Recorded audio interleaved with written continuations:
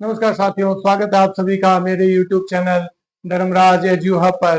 साथियों, देश और दुनिया की तेजी से बदल रही घटनाओं के प्रति आपको जागरूक करने और आपको अपडेट रखने के लिए हम पहुंच चुके हैं आपके साथ कुछ खबरें साझा करने के लिए।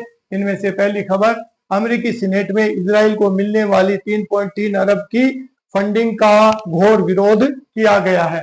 साथ ही 3 महाद्वीपों का संगम होने वाला है फीफा वर्ल्ड कप 2026 के फाइनल में, जो कि होगा 19 जुलाई को। नीट यूजी 2026 का रिजल्ट हुआ जारी। आपने देखा होगा ये जो परीक्षा है नीट परीक्षा 2026, काफी बवाल मचा, काफी अशांति हुई, लेकिन एनटीए ने 21 जून को परीक्षा करवाकर कल बीती रात इसका रिजल्ट जारी किया गया, मात्र 26 दिनों के अंदर। और एनटीए ने ये एग्जाम और इसका रिजल्ट डिक्लेयर करके एक कीर्तिमान बना दिया है। पंजाब के आर्यन गुप्ता इसमें टॉपर बने हैं। आईपीएस अनुराग कुमार दिल्ली के कमिश्नर बन गए हैं। अब इन खबरों को विस्तार से जानते हैं। अमेरिकी उपराष्ट्रपति जेडी वेंस ने इजराइल पर तीखा हमला करते हुए कहा, एक पॉडकास्ट में उन्होंने कहा कि इजरायली सरकार के कुछ नेता अमेरिकी जनता की राय बदलने का प्रयास कर रहे हैं ताकि ईरान से युद्ध लंबे समय तक चले। उन्होंने इजराइल की तरफ से अमेरिकी सलाहकार ब्रैड पास्केल को लॉबिंग के लिए रखे जाने पर तीखा हमला करते हुए कहा कि कुछ लोग शांति को वार्ता को बिगाड़ते रहना चाहते हैं। वहीं बाल यौन अपराधी जेफरी एप्स्टीन के इजरायली खुफिया एजेंसी मोसाद के संबंधों पर वेंस ने कहा कि एप्स्टीन के अमेरिका और इजराइल की खुफिया एजेंसियों में सबसे ऊंचे स्तर के लोगों से संबंध थे। इनमें इजरायली डीप स्टेट के लोग भी शामिल थे। वेंस ने यह भी माना कि एप्स्टीन फाइलों को जारी करने के तरीके में ट्रंप प्रशासन से कुछ गलती हुई है। अमेरिकी मीडिया रिपोर्ट्स में यह दावा किया गया है कि ईरान ने उपराष्ट्रपति जेडी वेंस को एक निजी संदेश भेजा है। इसमें आरोप लगाया है कि ट्रंप के दामाद जेरेड कुशनर और सलाहकार स्टीव विटकॉफ वार्ताओं की जानकारी का उपयोग अपने वित्तीय लाभ के लिए कर रहे हैं।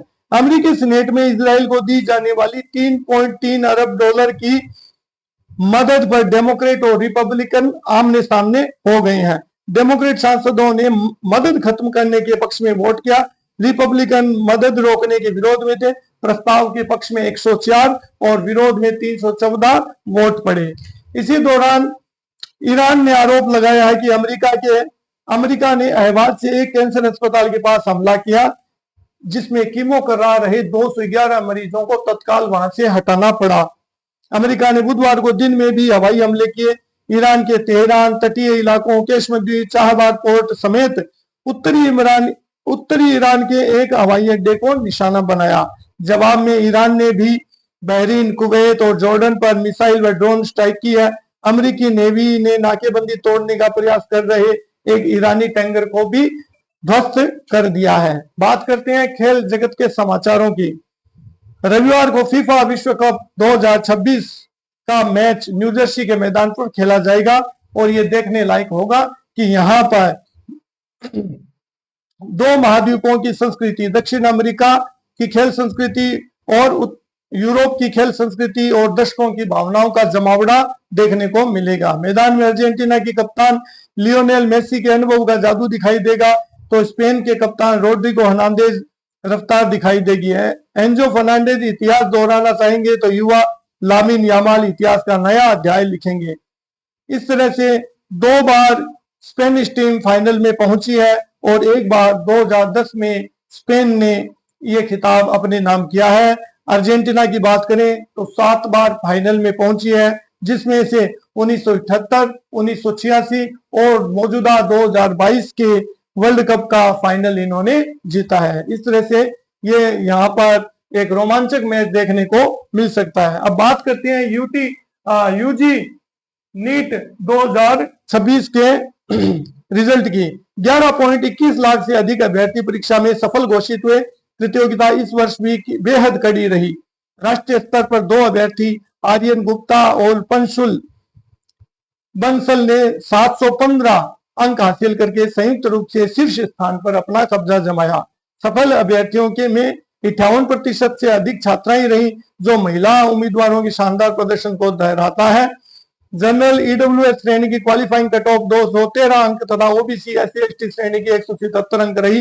परिणाम के साथ फाइनल आंसर की ऑल इंडिया रैंक और मेरिट लिस्ट भी जारी की गई है। अब अगला चरण होगा इसमें एमबीबीएस, बीडीएस और आयुष पाठ्यक्रमों में काउंसलिंग की प्रक्रिया का। बात करते हैं अनुराग कुमार की, तो आईपीएस अनुराग कुमार 17 जुलाई 2026 को दिल्ली पुलिस का नया पुलिस आयुक्त बनाया गया है। इससे पहले वे आईबी यानी इंटेलिजेंस ब्यूरो में स्पेशल डायरेक्टर के पद पर कार्यरत थे।